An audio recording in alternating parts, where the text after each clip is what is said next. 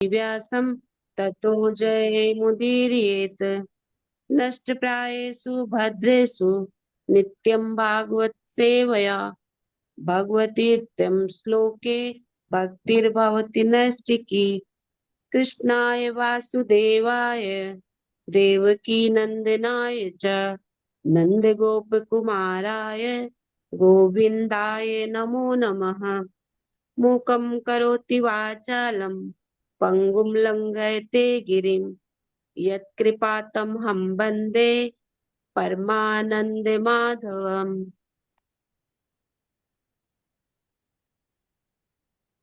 मंगलाचरण। ओम अज्ञानतिमिरान्धस्य ज्ञानाञ्जनशलाकया चक्षुरुन्मीलितं येन तस्मै श्रीगुरुवे नमः। श्रीचैतन्यमनोभीष्टं स्थापितं येन भूतले स्वयं रूपः कदा ददाति स्वपदान्ते एकम्। वन्देऽहं श्रीगुरोः श्रीयुतपदकमलं श्रीगुरून् वैष्णवांश्च श्रीरूपं साग्रजातं सहगण रघुनाथान्वितं तं सहजीवं श्रीराधा कृष्ण पादान् सहगण ललिता श्री विशाखान् वित्तांश्च। हे कृष्ण करुणा सिंधु दीनबंधु जगतपते गोपेश गोपिका कांत राधा कांत नमस्तुते। तप्त कांचन गौरांगी राधे वृंदावनेश्वरी वृषभानुसुते देवी प्रणमामि हरिप्रिये। वाञ्छाकल्पतरुभ्यश्च कृपा सिंधु एव च वाञ्छाकल्पतरुभ्यश्च कृपा सिंधु एव च पतितानां पावनेभ्यो वैष्णवेभ्यो नमो नमः। श्री कृष्ण चैतन्य प्रभु नित्यानंद श्री अद्वैत गदाधर श्रीवासादि गौर भक्त वृंद। हरे कृष्ण कृष्ण कृष्ण हरे हरे हरे राम राम राम हरे हरे। नमः ओम विष्णु पादाय कृष्ण पृष्ठाय भूतले श्रीमते भक्ति वेदांत स्वामीन इति नामिने। नमस्ते सरस्वते देवी देवी गौरवाणी प्रचारणे निर्विशेष शून्यवादी पाश्चात्य देश तारिणे। हरे कृष्ण कृष्ण कृष्ण हरे हरे हरे राम राम हरे हरे।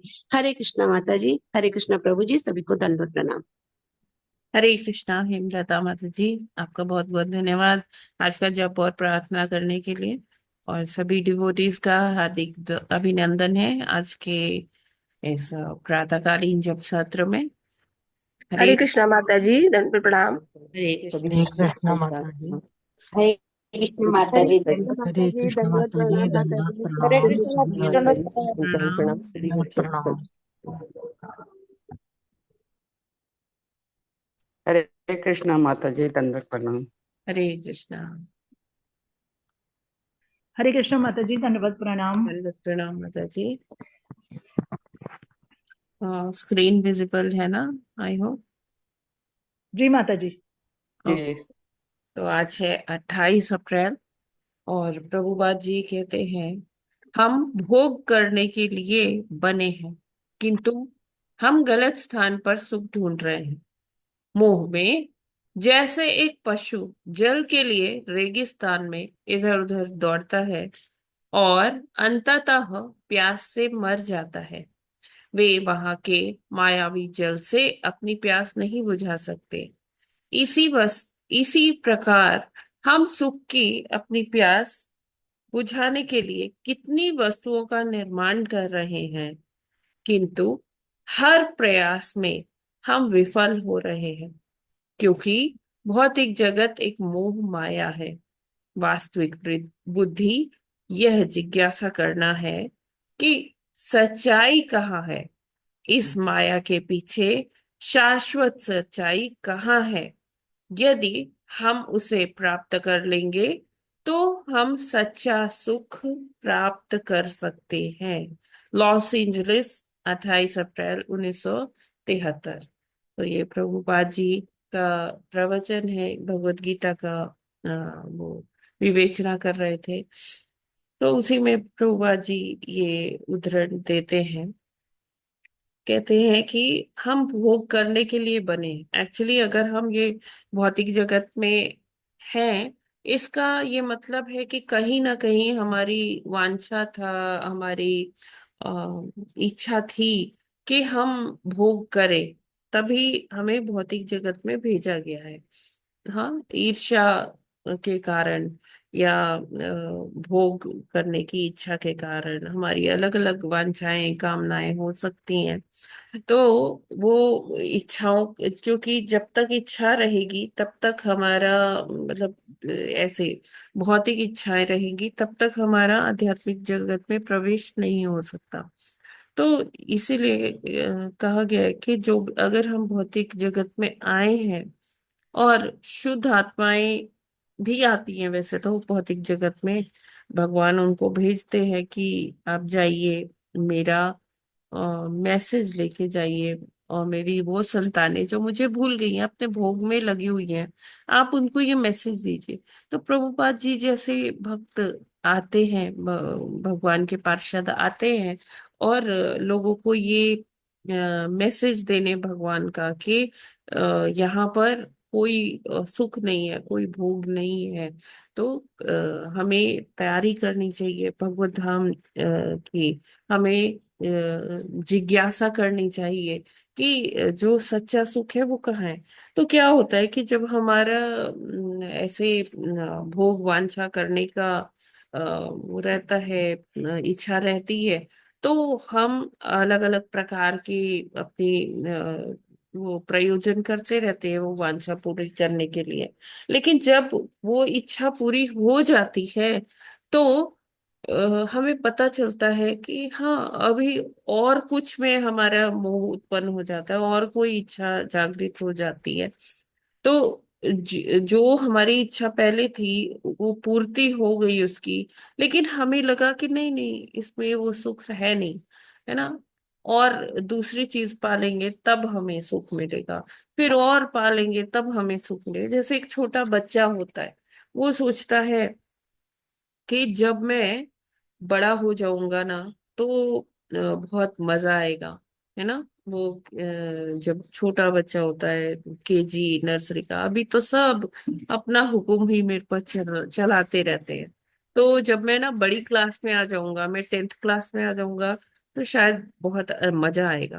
तो वो इसी में जीता रहता है, आगे पढ़ता रहता है कि हाँ 10th क्लास में आ जाऊंगा तो ज्यादा मजा आएगा। फिर जब वो 10th क्लास में आता है, वो सोचता है अरे ये तो और ज्यादा, यहाँ तो और ज्यादा मेहनत करनी पड़ रही है, दिन भर पढ़ो ये वो, है ना। जो कॉलेज लाइफ होगी ना तब मजा आएगा। तो कॉलेज में आता है, कॉलेज में भी वो जो वो सुख की इच्छा कर रहा होता है उसे नहीं मिलता। अभी उसे प्रेशर आ गया कि प्लेसमेंट्स देखना है, प्लेसमेंट्स के लिए इंटरव्यूज देने हैं, फिर आगे चल के नौकरी का टेंशन ना, क्या करेंगे आगे, क्या करियर सेट होगा। फिर वो ऐसे सोचता है कि हाँ, जब नौकरी लग जाएगी ना, तब मेरे पास पैसे आएंगे और मैं जैसे मन चाहूंगा वैसे खर्च करूंगा, तब तब असली सुख तब मिलेगा। फिर जब वो नौकरी करता है, तब तब उसे पता चलता है कि वो सारे मीटिंग्स का प्रेशर, टारगेट्स का प्रेशर, बॉस का प्रेशर, ये सारा जो ये लाइफ एकदम प्रेशर से भरी हुई है, प्रेशर कुकर ही बनी हुई है। फिर वो सोचता है कि हाँ, जब विवाह हो जाएगा तब सुख मिलेगा।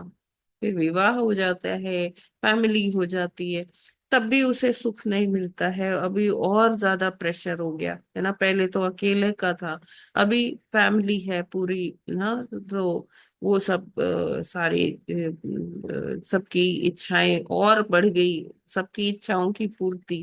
फिर वो उसे लगता है कि हाँ, जब ठीक है सब लाइबिलिटीज पूरी हो जाएगी तब सुख मिलेगा। फिर बुढ़ापे में कहीं कुछ कहीं कुछ, कहीं कोई शारीरिक सा कोई डिजीज, कोई रुग्णावस्था, रोग, कष्ट, तो सारी लाइफ निकल गई, कहीं पर वो सुख नहीं मिला। तो जब ऐसे होता है तो व्यक्ति जिज्ञासा करता है कि एक्चुअली असली सुख कहाँ है। तो प्रभुपाद जी वही बता रहे हैं कि हम सुख की अपनी प्यास को ना बुझाने के लिए कितना प्रयत्न करते हैं, कितना नई नई चीजों का मैन्युफैक्चर करते हैं, नई नई चीजें बनाते हैं। कभी हम लग्जरी कार बना रहे हैं, अभी उसमें नया वर्जन आ गया, अब इसमें और सुख मिलेगा ना। तो कितने इन्वेंशंस करते रहते हैं, कितने नई चीजें मार्केट में आती रहती है। इसीलिए वो एक मिराज इफेक्ट होता है कि रेगिस्तान में चल रहे हैं और दूर दिखता है कि पानी पानी है। तो व्यक्ति को एक लगता है कि हाँ हाँ, थोड़ा और चल लेना तो पानी मिलेगा। लेकिन जब वो वहां पहुंचता है तो पानी वहां से गायब। वो जस्ट एक छलावा था, एक भ्रम था। तो इसी तरह से हम सुख की तलाश में आगे आगे बढ़ तो रहे हैं, लेकिन वो सुख हमें यहाँ मिल नहीं रहा है। तो प्रभुपाद जी कहते हैं कि हमारी जिज्ञासा यही होनी चाहिए कि कहाँ असली सुख कहाँ है, असली जो मन की शांति है वो कहाँ है। क्योंकि भौतिक जगत में तो ये है नहीं। अगर हम भौतिक जगत में सुख ढूंढ रहे हैं, खुशी ढूंढ रहे हैं, तो समझना चाहिए कि ये तो दुखालय है और यहाँ पर हम गलत जगह वो वस्तु ढूंढ रहे हैं, सुख ढूंढ रहे हैं। तो जब तक हम जिज्ञासा नहीं करेंगे तब तक हम इसी माया के भ्रम में अपने आप को फंसाते रहेंगे, अपने आप को इसी में, यही माया के दलदल में गोते लगाते रहेंगे, उसी में गिरते रहेंगे।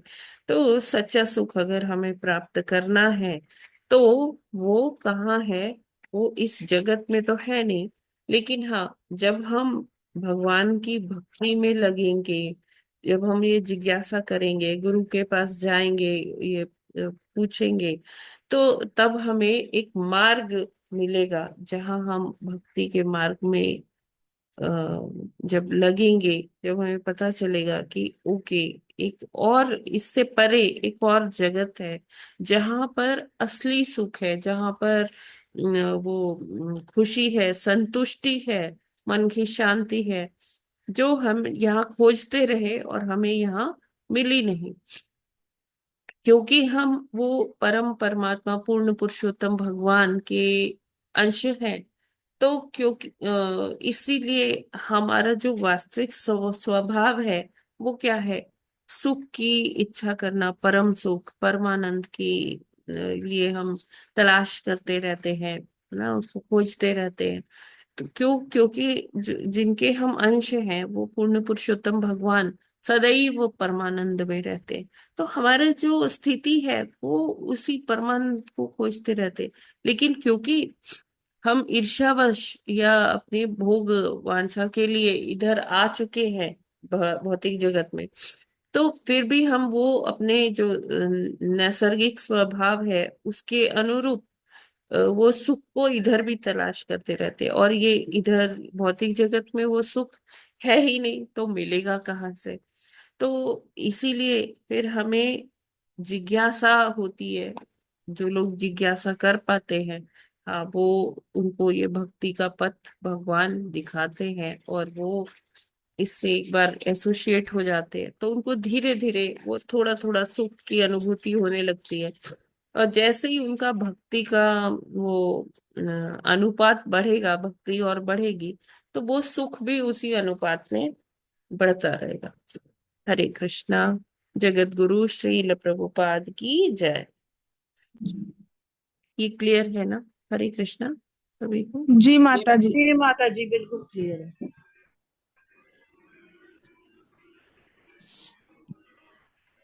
अभी हम चलते हैं भागवतम की ओर।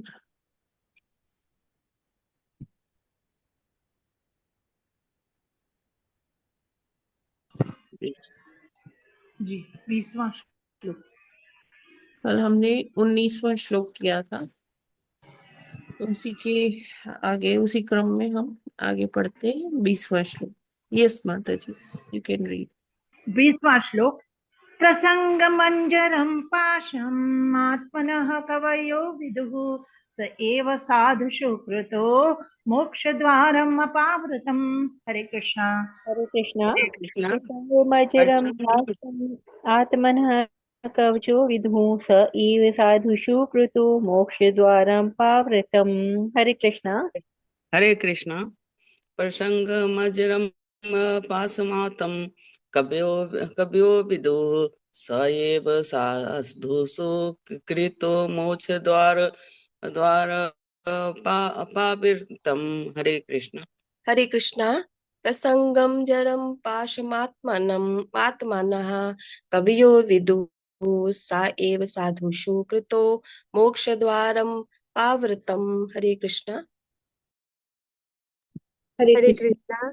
प्रसंगमज्रम पासमात्मनः कवयो विदुः स एव साधुषु कृतो मोक्षद्वारं पावृतम्। हरे कृष्णा। सभी को दंडवत हरे प्रणाम। कृष्णा। प्रसंग मजिरम पासमात्मना कवयो विदु स एव साधुषु कृतो मोक्ष द्वारम पावृतम। हरे कृष्णा। माता जी दंडवत प्रणाम। सभी भक्तों को सादर प्रणाम।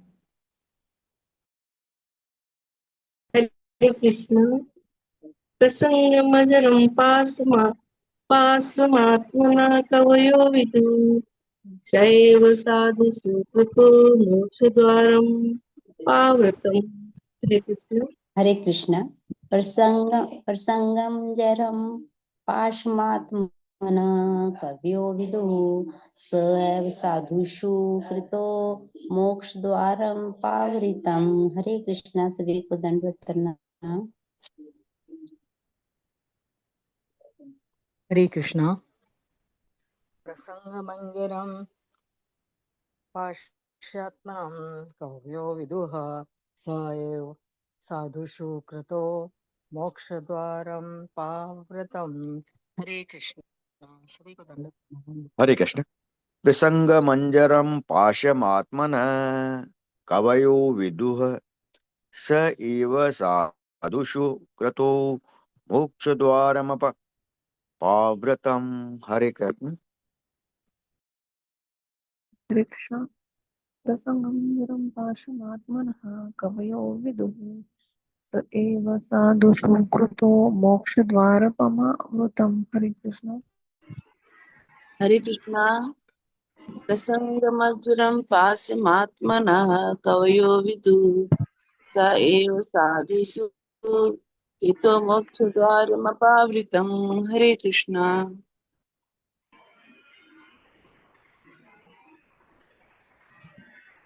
हरे कृष्णा। सभी भक्तों को परसंगमज्रम पश्य आत्मनः कवयो विदुः स एव साधुषु कृतो मोक्ष द्वार पार्वतम। हरे कृष्णा।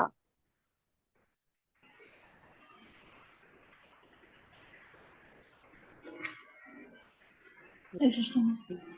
माता जी पढ़ दें। हरे कृष्णा। माता जी ये बहुत बड़ा तात्पर्य है, आप नहीं पढ़िए। माता जी पढ़ देंगे, सही है। नहीं कवयो नहीं नहीं विदुः नहीं माता जी, स नहीं नहीं। एव साधुषु। आप चिंता क्या कर रहे हैं, हम ठीक हैं बिल्कुल। माता जी हम पढ़ दें। माता जी माता जी हाँ, नहीं, हम पूरे दिन तो होती है, लेक्चर तो देते माता हैं, जी चिंता बड़ा है, चिंता हम होती है नहीं, पढ़ दें। आपकी। हम कर लेते हैं। चलिए अच्छा पढ़िए माता जी, लेकिन जहां आपको लगे आप रुक जाइएगा, कोई और पढ़ लेगा, ठीक है। जी जी अवश्य अवश्य। हाँ नहीं हाँ हाँ हाँ, बिल्कुल ठीक हो गए। क्योंकि बिल्कुल स्ट्रेस नहीं। शब्दार्थ ठीक है माता जी, नहीं ले रहे, हाँ बिल्कुल डोंट जी जी स्ट्रेस। माता जी बिल्कुल। राइट। Sure sure. शब्दार्थ अनुवाद एवं तात्पर्य शील प्रभुपाद जी द्वारा। श्री शील प्रभुपाद जी की जय।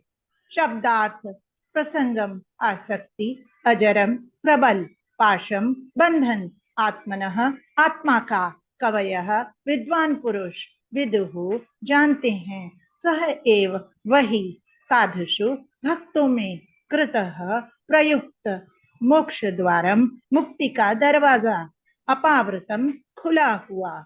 अनुवाद। प्रत्येक विद्वान व्यक्ति अच्छी तरह जानता है कि पदार्थ के लिए आसक्ति ही आत्मा का सबसे बड़ा बंधन है।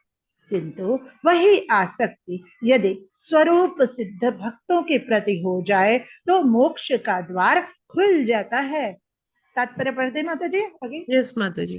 तात्पर्य, यहाँ पर यह स्पष्ट कहा गया है कि किसी वस्तु के लिए आसक्ति होना बद्ध जीवन में बंधन का कारण है, किंतु यदि यही आसक्ति किसी अन्य के प्रति हो तो मोक्ष का द्वार खुल जाता है। आसक्ति की हत्या नहीं की जा सकती, इसे केवल स्थानांतरित करना होता है। भौतिक वस्तुओं के लिए आसक्ति को भौतिक चेतना कहते हैं और भगवान श्री कृष्ण या उनके भक्त के लिए आसक्ति को कृष्ण चेतना कहते हैं। अतः चेतना आसक्ति की अभिव्यक्ति का पटल है। यहाँ यह स्पष्ट उल्लेख है कि जब हम अपनी भौतिक चेतना को शुद्ध करके कृष्ण चेतना में परिवर्तित कर लेते हैं तो हमें मोक्ष प्राप्त होता है।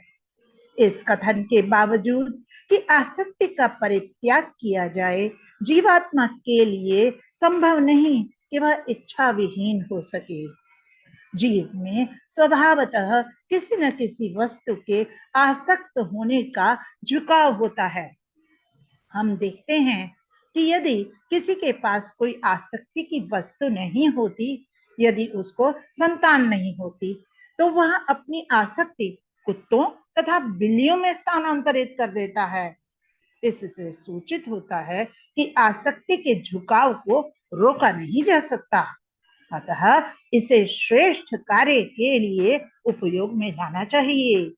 भौतिक वस्तुओं के प्रति हमारी आसक्ति होने से हमारी बद्ध अवस्था चलती रहती है, किंतु यदि इसी आसक्ति को श्री भगवान में या उनके भक्तों में लगा दिया जाए तो वह मोक्ष का स्रोत बन जाती है।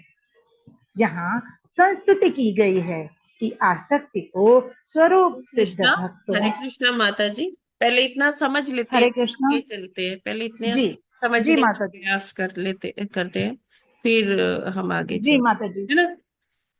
जी वैसे आपको हाँ, ये थोड़ा बहुत ब्रेक ही मिल जाएगा, है ना। गूढ़ है जी, तो बहुत गूढ़ है, बहुत सुंदर है। देखिए, यहाँ पर क्या बता रहे हैं कि भगवान क्या कहते हैं, कपिल देव जी अपनी माता को, कि प्रत्येक विद्वान व्यक्ति अच्छी तरह जानता है कि सांसारिक आसक्ति ही आत्मा का सबसे बड़ा बंधन है। तो ये जो हम अपने आप को ये सांसारिक चीजों में, पदार्थों में व्यस्त रखते हैं कि मुझे ये चल संपत्ति, अचल संपत्ति, इसमें हम अपने आप को मोहित करे हुए हैं, है ना। ये संसार की जो माया है हमें मोहित करके रखती है। तो इसी भ्रम में कि ये मेरा है, ये चीज पर मेरा आधिपत्य है, तो जो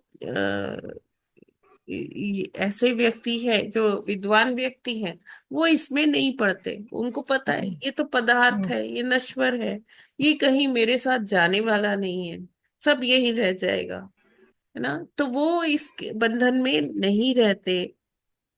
जबकि जो सांसारिक व्यक्ति है वो इसी सब में लगा रहता है, उलझा रहता है। उसका जीवन खत्म होने पर आ जाता है, लेकिन उसकी ये पदार्थों के प्रति जो आसक्ति है वो खत्म नहीं होती, वो ही उसके बंधन का कारण बनती है। और कारण ये जो विद्वान व्यक्ति है ना, वो ये अच्छी तरह से जानते हैं। और यही जो आसक्ति है वो अगर हम उसे, उसके दिशा बदल दे तो तो क्या होगा कि हम एक ऐसे पथ पर, मतलब जब हमें ज्ञान होगा, हमें वो जैसे वो स्वरूप सिद्ध भक्त होते हैं जिनको अपने स्वरूप का ज्ञान हो चुका होता है कि वो कौन है ना। वो भगवान के दास है, कृष्ण के दास है। तो उनको जब ये हमारी जो स्वाभाविक स्थिति है इसकी जानकारी हो जाती है, तो उसके लिए क्या है, मोक्ष का द्वार खुल जाता है। यानी कि उसके लिए इस भौतिक संसार से मुक्ति निश्चित हो जाती है। फिर वो भगवत धाम जाने के लिए योग्य बन जाता है। तो ऐसा व्यक्ति जो अपनी ये भौतिक चीजों से आसक्ति हटा लेता है, उसको वो ज्ञान मिल जाता है, तो वो प्रबुद्ध व्यक्ति ही आगे जो वो सुख की तलाश है, परमानंद की तलाश है, उसका ही वो पूरा हो सकता है। तो यहाँ बताते हैं कि दो प्रकार की चेतनाएं हैं। एक भौतिक चेतना है और एक आध्यात्मिक चेतना है, या हम उसे कह सकते हैं कि कृष्ण चेतना या कृष्ण भावनामृत, है ना, जिसे हम भक्ति भी कहते हैं। भक्ति का पर्याय है कृष्ण भावनामृत। सदैव कृष्ण की चेतना में रहना, है ना।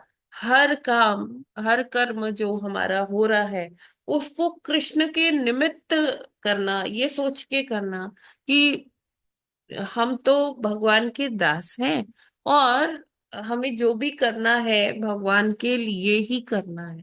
हम अपना घर बनाने का सोचते हैं, लेकिन अगर कृष्ण चेतना है तो वो घर में हम क्या भाव रखेंगे कि वो भगवान का घर है, और हम उनके क्या है, सेवक हैं इस घर में।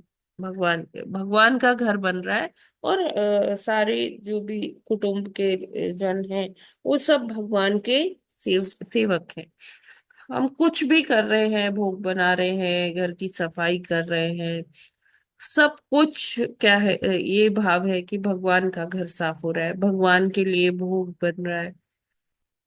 कोई शॉपिंग करना है, कुछ भी हमारा जो जो भी नैतिक जो कार्य है, वो सब क्या है, भगवान को समर्पित होता है। अगर जो जिसकी जो साधु संग करते, साधु संग करके जिनको ये ज्ञान की प्राप्ति होती है, और वो अपने पूरा तरह से भगवान को समर्पित रहता है, तो ये है कृष्ण चेतना।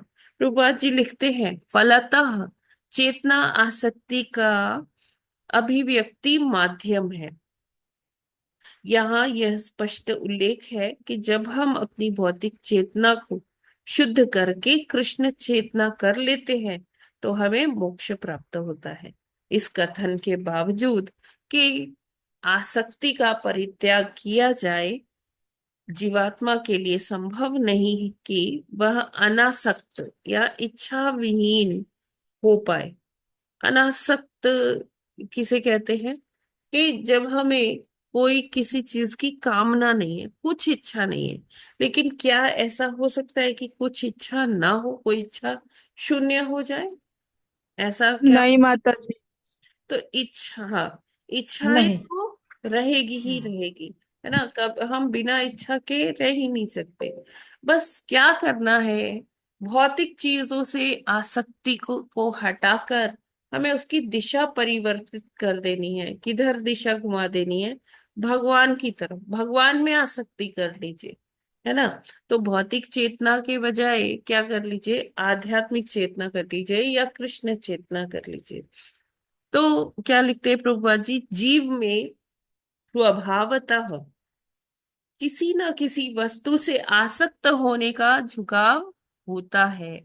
हम देखते हैं कि यदि किसी के कोई आसक्ति की वस्तु नहीं होती, यदि उसकी संतान नहीं होती, तो वह अपनी आसक्ति कुत्ते तथा बिल्लियों में स्थानांतरित कर लेता है। तो वो उसको केयर करना है, उसको अपना प्रेम देना है ना, ममता। तो वो क्या करेगा, संतान विहीन जो है, वो कई बारी देखा जाता है कि बहुत सारे कुत्ते बिल्लियां वो रख लेते हैं, और कुत्ते उसको बिल्लियां पाल लेते हैं। अपना जी जी। प्रेम ममता सब देते हैं। लुटाते ये रहते अच्छा है। हैं।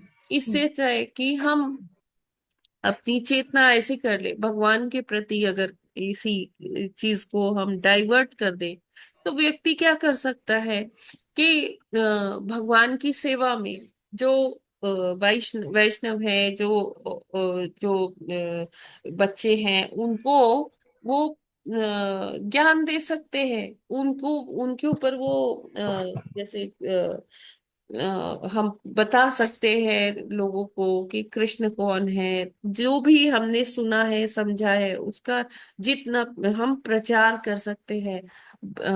जैसे मान लीजिए कोई संतान विहीन है, तो वो बाकी बच्चों को, जो और बच्चे हैं, उनको वो गाइड कर सकते हैं, उनको वो दिशा दे सकते हैं कि कृष्ण चेतना क्या है। तो अगर इसको उपयोग करे भगवान के प्रचार में, भगवान के लिए, तो वो रादर देन वो कुत्ते बिल्लियों का दिन भर सेवा करना, उससे तो अच्छा है कि ये इच्छा को वो भगवान के प्रति, भगवान की सेवा में यूज कर ले, है ना। भगवान को ही जी अपने पुत्र पुत्री के रूप में देख ले, है ना। और भगवान के बिल्कुल। प्रचार के लिए जो अन्य बच्चे हैं, उनको वो एक दिशा दिखा सकते हैं। ठीक है, तो इस तरह से क्या है कि हम भौतिक चेतना से अपनी चेतना को किधर परिवर्तित कर सकते हैं, कृष्ण की ओर, कृष्ण चेतना में परिवर्तित कर सकते हैं। ठीक है। अभी ये जो माता जी। साधु पुरुष है वो ये कार्य कर सकते हैं, लेकिन प्रश्न उठता जी। है कि ये साधु पुरुष है कौन। ये क्या मेटीरियल डिग्री, मतलब कि जो ज्ञानी कौन है, जो पीएचडी कर लिया, पोस्ट डॉक्टरेट कर लिया, क्या वो ज्ञानी है? हम्म, हम्म। जी इनके पास मेटीरियल वो डिग्री? तो नहीं। नहीं माता मटेरियल जी, डिग्री है, वो असली मटेरियल ज्ञानी ज्ञान है, नहीं है, भौतिक ज्ञान, वो असली भौतिक ज्ञानी नहीं विद्या। है। ये क्या है? जड़ हम्म विद्या है ना। और इसमें हम्म हम जितना भी कर ले, चाहे हम रिसर्च कर ले, चाहे जितनी डेवलपमेंट कर ले, R&D कर ले, लेकिन इसमें क्या है, ये हम्म, विद्या पाकर कोई संतुष्टि नहीं मिलती इसमें ना। वो मृग बिल्कुल। मरीचिका बनी ही रहती है कि चलो और कुछ कर ले, और कुछ हम्म कर ले, और वो रहता है। लेकिन जब हम कृष्ण चेतना में होते हैं तो संतुष्टि होती है। तो ज्ञानी की, साधु की डेफिनेशन भगवान देते हैं कहाँ पर? भगवत गीता में देते हैं। कहाँ पर? 9वें अध्याय के दूसरे श्लोक में, राजविद्या राजगुह्यं पवित्रमिदमुत्तमम् प्रत्यक्ष प्रत्यक्षावगमम् धर्म्यं सुसुखं कर्तुम अव्ययम्, है ना। तो 9वें अध्याय के दूसरे श्लोक में भगवान क्या कहते हैं कि ये जो विद्या है ना, ये विद्याओं का राजा है। जो ये भगवत गीता का ज्ञान भगवान अर्जुन को दे रहे हैं, कहते हैं ये सभी ज्ञानों में मदर ऑफ नॉलेज, मतलब जो जितना भी ज्ञान है उसमें से ही ज्ञान का राजा है। ज्ञान जो परम गुह्य ज्ञान है वो मैं आपको बता रहा हूँ, है ना। बहुत ही ये परम गुह्य है। तो और शुद्ध, एकदम प्योर नॉलेज है जो ये मैं आपको बता रहा हूँ। और जो असली ज्ञान है वो क्या है? वो है science of self realization. Science of self realization क्या है कि जिससे हम अपने आप को जाने, आत्म साक्षात्कार का विज्ञान। साक्षात्कार। ठीक है ना। तो जी आत्म साक्षात्कार जिसको हो जा रहा है, जिसको वो ज्ञान मिल जा रहा है, तो वो ही इसका मतलब पर्यवसान है, इस मानव देह का पर्यवसान यही है, कि कंक्लूजन यही है कि हम जाने कि हम कौन हैं, हमारे जीवन का लक्ष्य क्या है।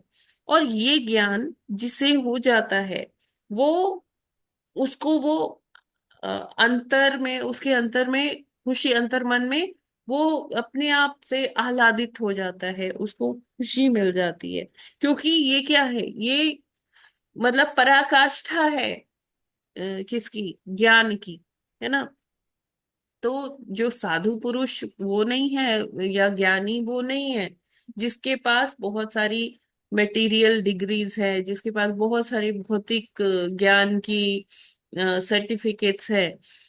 बल्कि जो व्यक्ति इस ज्ञान में, परम गुह्य ज्ञान में पारंगत है, जिसको पता है कि उसके जीवन का लक्ष्य क्या है, तो वो ही जो है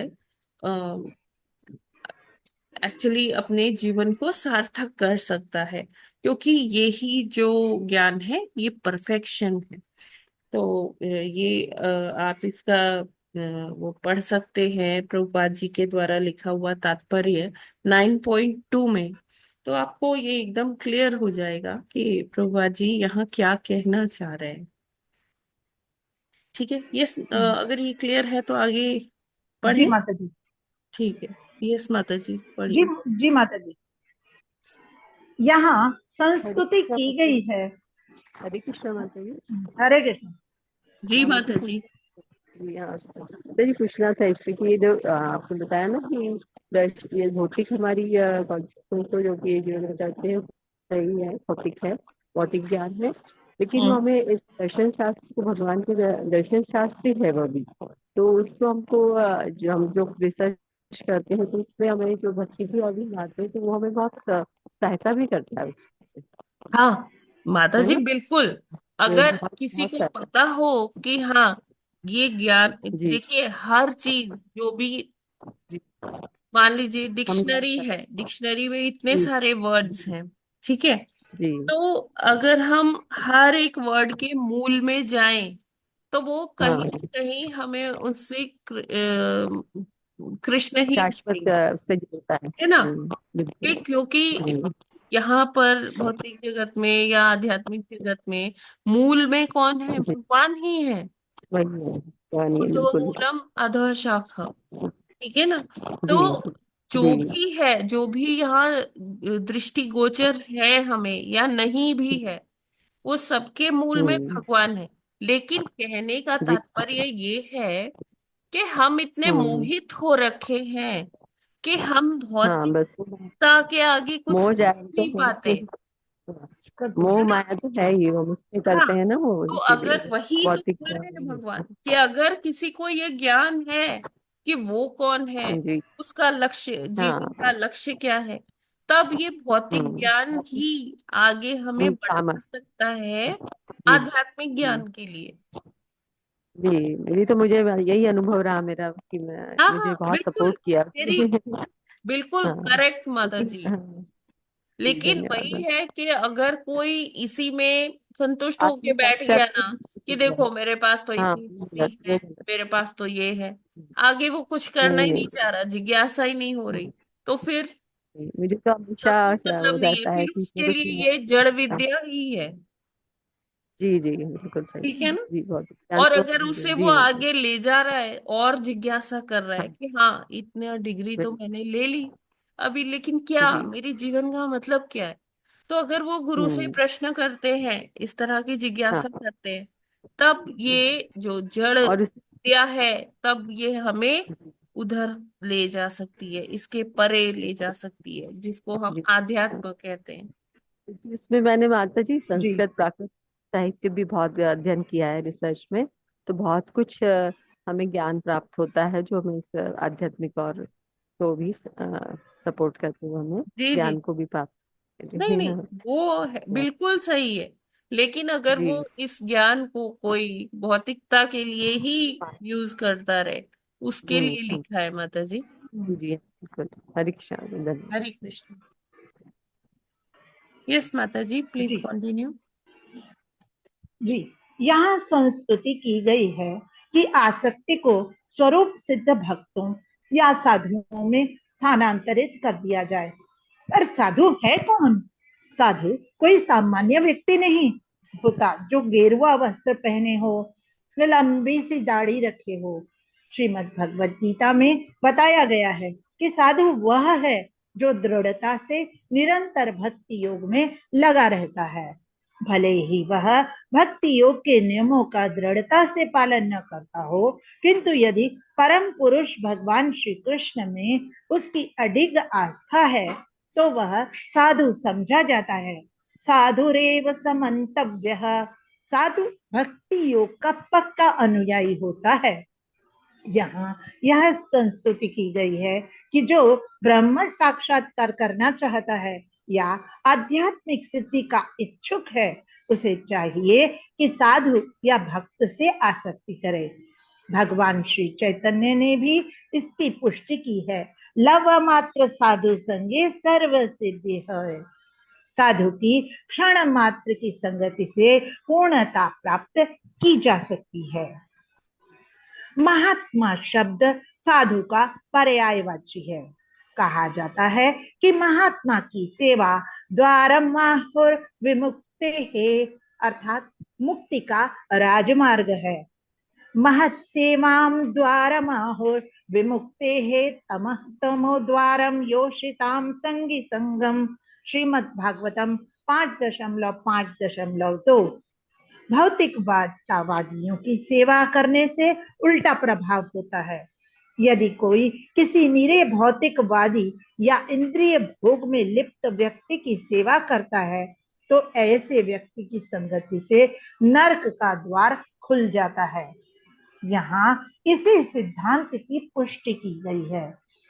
भक्त के प्रति आसक्ति भगवत सेवा के प्रति आसक्ति है, क्योंकि यदि कोई साधु की संगति करता है तो इसका परिणाम यह होगा कि वह शिक्षा देगा कि किस प्रकार श्री भगवान का भक्त, पूजक तथा निष्ठावान दास बना जाए।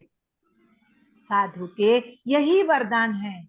यदि हम साधु की संगति करना चाहें तो हमें यह उम्मीद नहीं करनी चाहिए कि वह हमें बताएगा कि हम अपनी भौतिक स्थिति किस प्रकार सुधारें, अपितु वह हमें यह शिक्षा देगा कि भौतिक आकर्षण रूपी कलमश की गांठ कैसे काटी जाए और भक्ति में हम कैसे ऊपर उठें। साधु की संगति का यही फल है। भगवान श्री कपिल सर्वप्रथम बताते हैं कि मुक्ति का मार्ग ऐसी ही संगति से प्रारंभ होता है। हरे कृष्णा, हरि बोल। Hare Krishna. Thank you so much जी। तो यहाँ पर हरे क्या कृष्णा। बता रहे हैं कपिल देव जी या प्रभुपाद जी, जो तात्पर्य में लिख रहे हैं, प्रभुपाद जी कहते हैं कि जो लव मात्र साधु संग सर्व सिद्धि है। तो लव मात्र साधु संग क्या है कि क्षण भर के लिए भी अगर एक साधु का संग वो कर लेते हैं, उनका दर्शन कर लेते हैं या उनके मुख से एक कुछ इंस्ट्रक्शन ले लेते हैं, तो पूरा जीवन जो है वो हमारा सुधर जाता है, जिसको कहते हैं तर तर जाते हैं। तो क्योंकि साधु की एक दृष्टिपात, साधु का एक वचन ही पूरे जीवन को, एक किसी की दिशा को बदल देता है, दशा और दिशा बदल देता है। ऐसा नहीं है कि हम साधु के पास जाएं और हम उससे पूछे कि मेरा स्वास्थ्य कब ठीक होगा या मुझे धन की प्राप्ति कब होगी, मेरी नौकरी कब लगेगी। तो ये वाले प्रश्न केवल भौतिकता से भरे हुए हैं, है ना। हाँ ठीक है, हम भौतिक जगत में हैं तो हमारी कुछ मूलभूत आवश्यकताएं होती हैं, लेकिन जो ये सुख दुख है, ये चक्र चलता रहता है। कभी अभाव है, कभी पूरा भरा पूरा हमारे पास सब कुछ है। तो ये वो चक्र चलता ही रहता है। तो हमें पता है सुख है तो दुख आएगा ही आएगा, दुख में है तो सुख आएगा ही आएगा।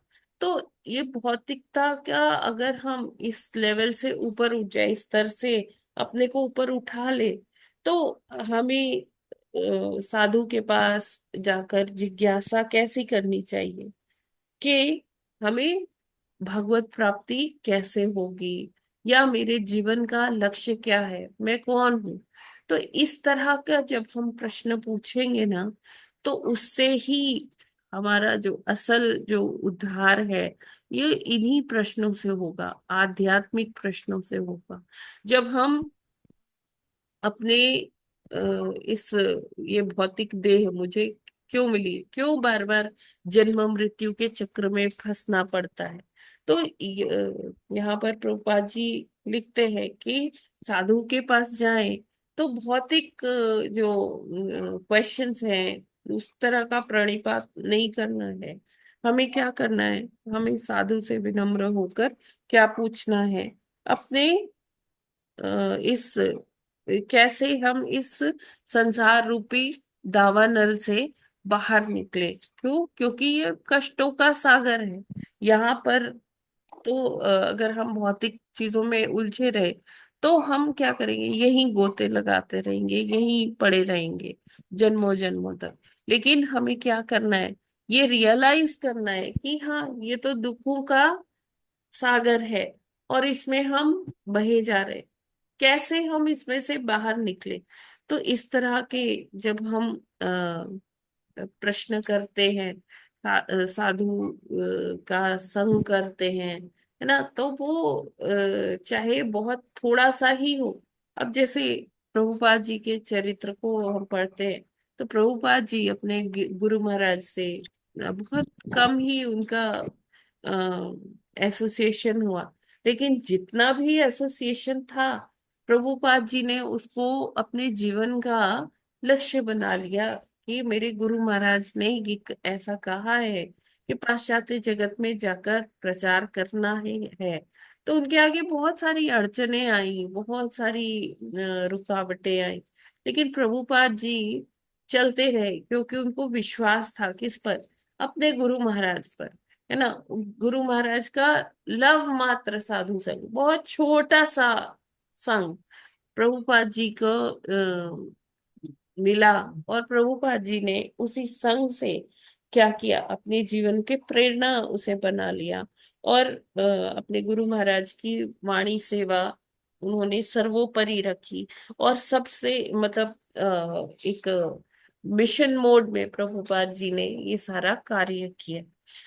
तो उसी प्रकार क्या है कि हमें भौतिकता की तरफ नहीं या इंद्रिय भोग के में लिप्त होने के बजाय हमें क्या करना चाहिए, हमें ऐसे लोगों का संग करना चाहिए जो अ, प्रबुद्ध है, जिनको पता है कि ये जीवन का क्या आशय है ना। और वो ये समझते हैं, वो जो रियल में जो साधु हैं, है ना, ज्ञानी जो लोग हैं, हम उनका संग करें। अगर हम ऐसे व्यक्तियों का संग करेंगे जो खुद भौतिकता से ओतप्रोत है, हमेशा सांसारिक चीजों के प्रति आसक्त रहते हैं, तो फिर हमारी भी गति वैसी ही होगी। प्रभुपाद जी लिखते हैं कि ऐसे लोगों के लिए नरक का द्वार खुल जाता है।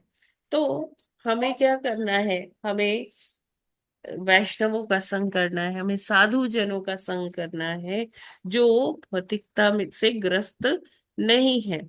तो यही प्रभुपाद जी यहाँ बताते हैं कि भक्त के प्रति आसक्ति भगवत सेवा के प्रति आसक्ति है। क्योंकि यदि कोई साधु की संगति करता है तो वह शिक्षा देगा कि किस प्रकार भगवान का भक्त, पूजक तथा निष्ठावान दास बना जाए। क्योंकि हमारी जो नैसर्गिक स्वभाव है, हम हम कौन हैं, हमारी पहचान क्या है, कि हम भगवान के दास हैं।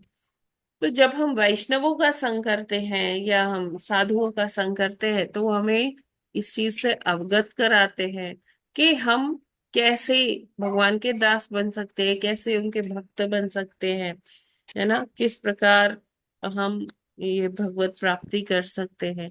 तो उनसे प्रेरणा लेकर एक व्यक्ति अपने जीवन के गंतव्य तक पहुंच सकता है। ठीक है ना, साधु का यही वरदान होता है। यदि हम साधु की संगति करना चाहें तो हमें यह उम्मीद नहीं करनी चाहिए कि वह हमें बताएगा कि हम अपनी भौतिक स्थिति किस प्रकार सुधारें, है ना। भौतिक चीजों के प्रति साधु आसक्त नहीं होते और ना ही वो ये कभी बताएंगे। वो तो हमें क्या बताएंगे कि भगवान पर किस तरह से आश्रित रहा जाए। ठीक है, ये क्लियर है? किसी का कोई प्रश्न?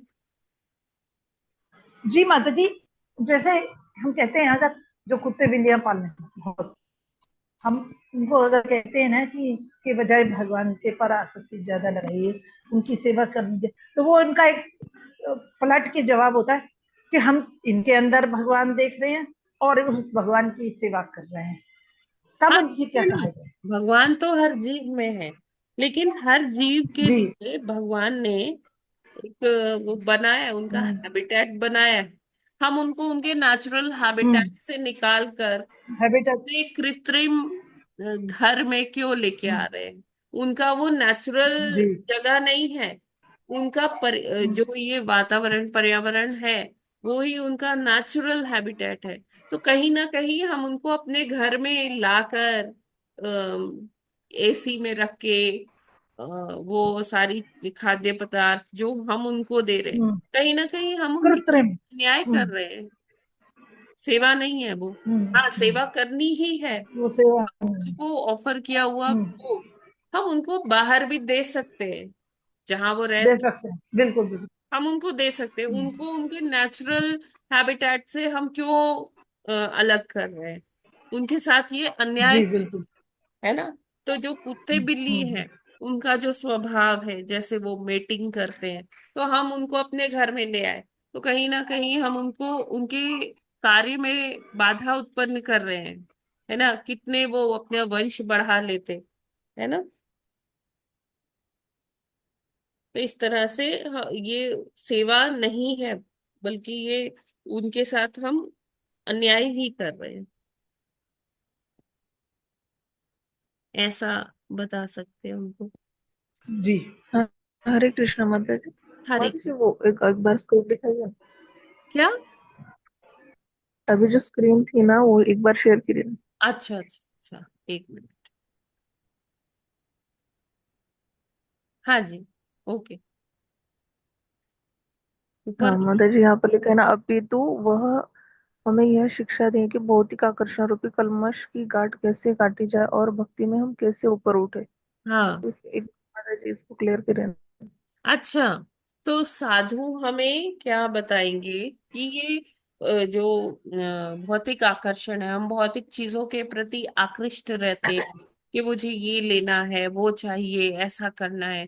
तो हमें क्या रहता है कि हम, जैसे अभी हमने डिस्कस किया आज का कोट प्रभुपाद जी का, कि वो मृग मरीचिका रहती है, मृग तृष्णा रहती है कि मैं ये पालूं वो पालूं, लेकिन जब हम वहां जाते हैं तो वहां कुछ होता ही नहीं है, तो हम निराश हो जाते हैं। तो लेकिन साधु हमें ये बताएंगे कि हम ये जो हमारे अंदर जो ये काम क्रोध लोभ मोह मत्सर्य है, इनकी जो गांठें हैं हमारे अंदर, वो हम कैसे खोले। वो कैसे खुलती है? जब हम जप करते हैं हरे कृष्ण महामंत्र, हरे कृष्ण कृष्ण कृष्ण हरे हरे, हरे राम राम राम हरे हरे। तो जब हम ऐसा करते हैं, साधु संग करके हमें प्रेरणा मिलती है कि यस, मुझे जप करना है, मुझे भगवान की सेवा करनी है। जितनी डिवोशनल सर्विस हम करेंगे भगवान के निमित्त, उतना ही हमारे हृदय की ये ग्रंथियां खुलेंगी। भले ही हम जप सेवा कर रहे हैं, भले भले ही हम भगवान की कोई और सेवा कर रहे हैं, उनकी ड्रेसिंग कर रहे हैं, उनके लिए भोग बना रहे हैं, तो साधु हमें ये सिखाते हैं। हमें पहले थोड़ी ना पता था कि देखो, भगवान का इस तरह से ड्रेसिंग करना है, भगवान को इस तरह से भोग लगाना है। जब हमें साधु संग मिला, तो उसी साधु संग के कारण ही तो हमें पता चला। तो इसीलिए यहाँ प्रभुपाद जी लिखते हैं कि जो साधु है ना, वो हमें ये नहीं बताएगा कि अपनी भौतिक स्थिति कैसे सुधारो, और पैसा कैसे मिलेगा, और धन कैसे आएगा, कैसे अपना जो स्टेटस है आप बहुत बड़ा बना लोगे, है ना। वो ये सब नहीं बताएंगे साधु। साधु हमें क्या बताएंगे? वो ये बताएंगे कि कैसे अपने हृदय में जो कल्मश भरे हुए हैं, जो ग्रंथियां हैं कल्मशों से युक्त, उनको कैसे खोलें, वो गांठें कैसे खोलें। धीरे धीरे जब हम श्रवण करते हैं, तो भगवान हमारे हृदय में जाकर वो हृदय की ग्रंथियों को खोलते हैं, गांठों को खोलते हैं, और हमें बताते हैं कि आध्यात्मिक मार्ग में हम कैसे और ऊपर बढ़े और आगे कैसे जाएं। ठीक है ना, साधु की संगति का यही फल होता है। ठीक है वृषाली। जी जी हाँ जी माता जी, क्लियर है। Hare Krishna. Hare Krishna. Yes, any other questions? Hare Krishna माता जी। भगवान तो स्वयं भक्ति करने वालों को बुद्धि और ज्ञान देते हैं कि भगवत प्राप्ति कैसे हो, आध्यात्मिक मार्ग में कैसे बढ़े। तो इस वजह से भगवान की और बताया गया है कि गुरु की सेवा या गुरु से ज्ञान प्राप्त भगवान से प्राप्त करने के बराबर ही है। और गुरु से जब जो है, गुरु हो चाहे वैष्णव हो चाहे भगवान का सिद्ध भक्त हो, उनसे जब जिज्ञासा करेंगे तभी लक्ष्य मालूम होगा कि भगवत प्राप्ति के लिए, आध्यात्मिक जगत जाने के लिए क्या करना है। और भक्ति ही एक मार्ग है जिसके द्वारा के जो है हम जा सकते हैं। इसलिए अपनी चेतना को जो है विकसित करना होगा, उसको भौतिक चेतना से हटाकर आध्यात्मिक चेतना में डालना होगा, जो कि हम भक्त लोग सुबह करते ही हैं। इस संस्था के माध्यम से कहाँ तक सफल है वो, कहाँ तक नहीं है वो हम लोगों की भक्ति के ऊपर डिपेंड करता है कि मन से की है कि बिना मन से। लेकिन भगवान ने तो ये भी कहा है कि वह साधु पुरुष है जो भगवान की भक्ति में लगा रहता है और दृढ़ता से भक्ति करता है, भले ही किस वजह से उसकी इनकम्प्लीट भी रह जाती हो। तो बहुत सारे भक्त हम लोग ऐसे भी हैं कि भक्ति करते तो हैं लेकिन इनकम्प्लीट रह जाती है। तो भगवान ने प्रभुपाद जी ने अपने जो है उसमें कहा है कि वो भी भक्त हैं, वो ही भी महात्मा है, क्योंकि भगवान का नाम ही इतना महान है, उसकी शक्ति ही इतनी महान है भगवान के नाम की, कि उस शक्ति से प्रभु जी जो प्रश्न है पे इस आइए, भौतिक। प्रश्न पे आइए प्रभु जी। हाँ माता जी, लेकिन सारे के सारे जो हैं ये काम करते हुए भी फिर भी इच्छाएं रहती हैं कि ऐसा बड़ा मकान नहीं है, वैसा नहीं है, ऐसा नहीं चल पाते हैं, ये सुख नहीं है। और एजुकेशन में भी रहता है लोगों के कि ये किया और वो नहीं किया, अब कैसे जॉब लगेगा। तो इस तरह से मिक्स मेंटेलिटी में फिर भौतिक जगत में संभव ही है। तो किस तरह से पूरी जो है भगवत प्राप्ति होगी और मार्ग जो है उसका जो है खुलेगा। हरे कृष्ण। जी जी जी प्रभु जी, वही है ना कि प्रभु जी अभी जो हो रहा है वो मिश्रित भक्ति हो रही है कि हमें ये सांसारिक सुख भी चाहिए, और हम अब जब हम जान चुके हैं कि हाँ भगवत भक्ति ही एकमात्र हमारे जीवन का लक्ष्य है, भगवत प्राप्ति ही लक्ष्य है, तो हम साथ में जप भी करना शुरू कर दिया, हमने भगवान की सेवा भी शुरू कर दी। तो ठीक है, हम सही मार्ग पर हैं और धीरे धीरे हो जाएगा, है ना। तो गुरु की कृपा से, गुरु के सानिध्य में ये सब संभव है। ऐसा नहीं है कि हाँ नहीं अभी तो हम भौतिकता में ही है, लेकिन आपने स्टार्ट कर दिया है। हाँ अभी वो भगवान कहते हैं ये क्या है, मिश्रित भक्ति है।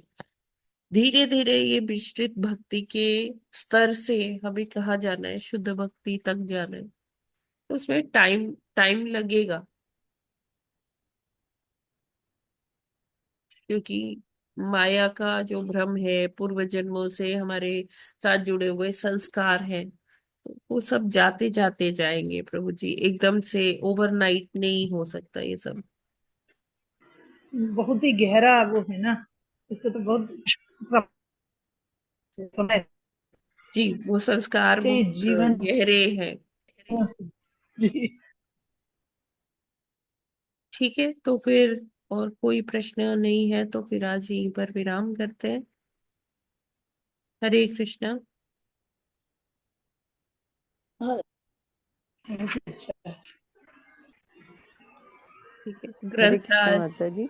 हाँ, अच्छा हाँ यस माता जी बोलिए। कि हम जब इस भक्ति में आ गए हैं तो बिल्कुल सभी इच्छाएं और धीरे धीरे कलमश सब निकलते जाते हैं और हमारी कुछ इच्छा नहीं होती कि हमें ये चाहिए वो चाहिए। बहुत ही मेरा तो अनुभव यही रहा है कि माता जी थोड़ा सा हमें तेज इस बोलिए, भक्ति के बहुत माध्यम से हमारी बहुत सब। हल्की आवाज आ रही है। हाँ माइक था, माइक बहुत थोड़ा खराब है। हरि बोल। आ, मैं राधे और किसी को आवाज आ रही है माता जी की? मुझे तो नहीं आ रही है। माता जी धीरे अनक्लियर धीरे हो रही आवाज आ है, रही माता है, जी। मतलब धीरे धीरे आ रही अनक्लियर है। माता जी, आपकी आवाज नहीं आ रही है। अभी हम हम फोन पे वीडियो डिस्कस कर भी लें क्या? करते हैं तो हरे कृष्णा। रंजना निगम माता जी। साथ हमारे सारी चीजें जुड़ी चाहिए। माता जी आपकी बिल्कुल नहीं, क्लैरिटी नहीं है यही माता जी, आवाज में समझ हम नहीं आ दूर हरे होते कृष्णा जाते माता जी, हैं, वो माता जी बोल रही है कि मेरा खड़खड़ करता मतलब है। भक्ति में आ गए तो उनकी बौद्धिक आसक्ति धीरे धीरे चली गई, तो उनका अनुभव बता रही है। हम्म। अच्छा डॉक्टर रंजना माता जी, अभी मैं आपको थोड़ी देर में कॉल करती हूँ, फिर बात कर लेंगे। अभी आपकी आवाज मुझे पूरी तरह से क्लियर नहीं आ रही है। शायद आप कुछ शेयर कर रहे हैं। ठीक है हरे कृष्णा माता जी, दंडवत हाँ जी प्रणाम। थोड़ा माता सा जी, हरे कृष्णा। मेरी आवाज आ रही है माता जी? हाँ आ रही है। माता जी हम क्या है बार ना, ना सोचते हुए भी ना बहुत सारी चीजें ऐसी हो जाती हैं। अब जैसे फोन चलाने के लिए तो है ना, लेकिन जब चलाना ही नहीं आता हो तो क्या करे।